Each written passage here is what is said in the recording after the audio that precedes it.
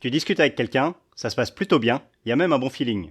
Et au moment de partir, tu lui dis bah c'était cool, à la prochaine. Cette petite erreur-là, elle paraît anodine, mais elle t'empêche certainement de créer des super amitiés depuis des années.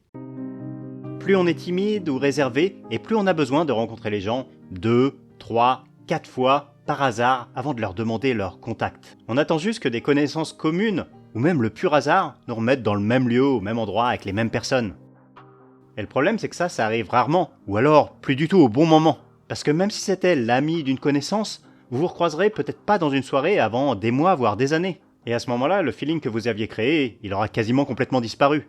À chaque fois que ça arrive, tu perds une occasion en or de rajouter une personne vraiment cool à ton cercle social. Et comme tu le sais, chaque nouvel ami peut te présenter à plusieurs de ses amis et créer un effet boule de neige. Mais alors pourquoi tu penses pas à lui demander son numéro? C'est un mélange de plusieurs pressions que tu subis inconsciemment. Déjà, il y a une peur de créer un malaise en lui demandant son numéro au mauvais moment et de tuer la discussion qui est agréable. Ensuite, il y a la peur du rejet, la peur qu'ils te disent non. Et puis inconsciemment, il y a cette peur de paraître bizarre, de passer pour un sans-ami, pour quelqu'un qui quémande l'amitié. Et ça, c'est particulièrement cruel parce que justement, cette peur de passer pour un sans-ami, c'est ça qui fait que tu n'as pas un cercle social à la hauteur de tes espérances. Imagine si à la place, dès que tu avais une conversation intéressante avec une personne, tu pensais systématiquement à lui demander son contact. Et que derrière, à chaque fois, tu lui proposais un truc dans les 15 jours qui suivent pour le revoir. Et bien juste ce petit changement dans ta vie sociale, ça te permettrait de faire un bond énorme. Parce que ça veut dire que tu ne laisserais plus passer la moindre opportunité.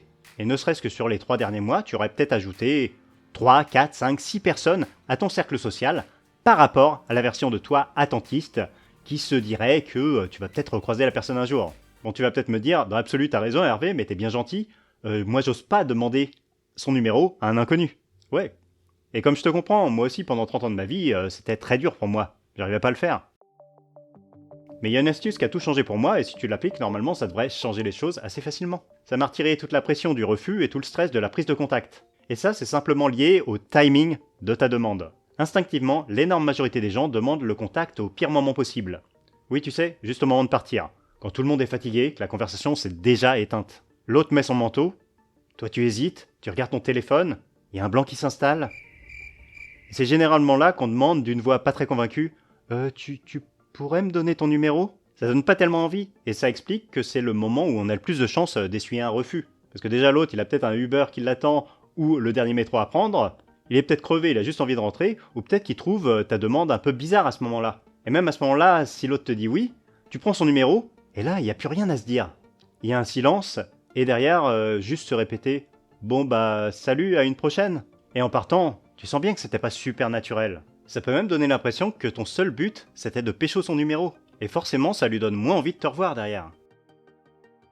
À la place, l'astuce qui a tout changé pour moi, c'est de demander le numéro au moment du pic émotionnel de la conversation. De le faire comme ça, naturellement, au moment où on s'amuse, où on passe un bon moment, où on rigole ensemble. L'idée, c'est de surtout pas attendre que la conversation retombe, ou que l'autre s'en aille. Là, au pic de la connexion, c'est quasiment impossible que l'autre refuse. Surtout si on intègre ça naturellement à une discussion. Ce qui fonctionne hyper bien, par exemple, c'est de parler d'un endroit qu'on aime, de sortir naturellement son téléphone et de dire « Bah attends, je vais t'envoyer le lien, c'est quoi ton WhatsApp ou ton Instagram ?» Oui, c'est pas un téléphone, c'est une télécommande, mais t'as compris le principe. Ou encore mieux, tu peux faire un plan en commun avec lui. De dire ouais, l'activité dont on parle là, c'est trop bien, la prochaine fois je le ferai, je t'enverrai un message. Bon, c'est quoi ton WhatsApp?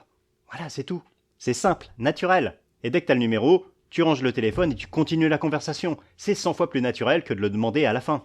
Et en plus, c'est tellement plus facile, t'as déjà l'idée pour le recontacter. T'as même pas besoin derrière de te creuser la tête pour trouver un prétexte. Et on va être clair, si t'as une discussion intéressante, que tu parles de tes passions, des siennes, il va forcément y avoir un moment, une ouverture pour proposer ça. Généralement, il y en a même au moins 2 ou 3 par conversation. Il suffit d'en choper une. Bon, mais qu'est-ce qui se passe si t'as oublié de le faire, ou si l'autre part plus tôt que prévu?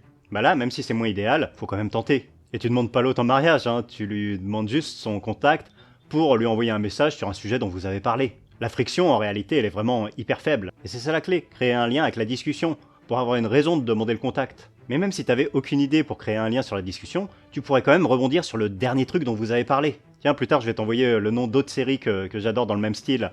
Tu utilises quelle application? Voilà, c'est tout. Et ce genre d'occasion, c'est vraiment dommage de les laisser passer. Il vaut mieux prendre 5 contacts et qu'un seul d'entre eux devienne un vrai pote par la suite, plutôt que d'en prendre aucun et de juste attendre un hasard qui arrivera jamais. Savoir prendre un contact, c'est une chose, mais donner envie aux gens de te revoir, c'est autre chose. Et là, il y a souvent un détail qui fait toute la différence, c'est ta façon de raconter les anecdotes. Je te montre ça dans cette vidéo.